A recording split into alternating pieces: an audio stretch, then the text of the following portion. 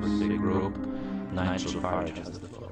Mr Van Rompuy, I hope you'll resist the calls for military action this afternoon. Indeed, the Liberal leader, Mr Verhofstadt, made a very pro-war speech. I hope you will resist that on the grounds that there is no legitimacy or consent for the European Union to take military action, and that experience shows that if you go into military action, that may be easy, but getting out of it can be rather more difficult, and getting involved in Libya could indeed be a Vietnam-type experience. So please, please resist it. But on Colonel Gaddafi himself, you were quite right to say that what's happening in Libya is really very wrong indeed.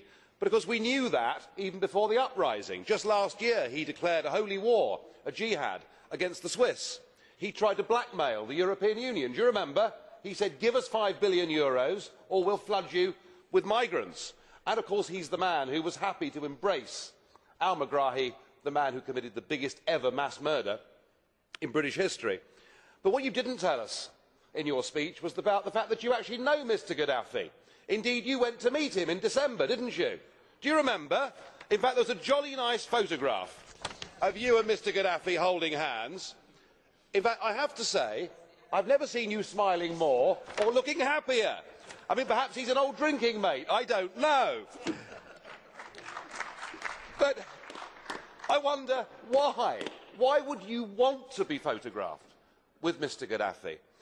And I put it to you that it could well be that since you were appointed as President of Europe and your sidekick, the noble Baroness Ashton, became the High Representative for Foreign Affairs, that you know that you've been seen on the global stage like a couple of political pygmies. As WikiLeaks showed, you were very unhappy that you weren't being recognised, unhappy that you were snubbed by Obama, and here was the chance to go along and be accepted by a head of state. I don't think that you there parading with dictators was a very good or a sensible thing to do. Indeed, not just you, the British Labour government made similar mistakes. But I do ask you, at this juncture, and with the horrendous things that are going on in Libya, I do ask you, do you accept that it was an error to be photographed as recently as December with Colonel Gaddafi, and will you please, if you do, apologise for it? Thank you. Thank you very much.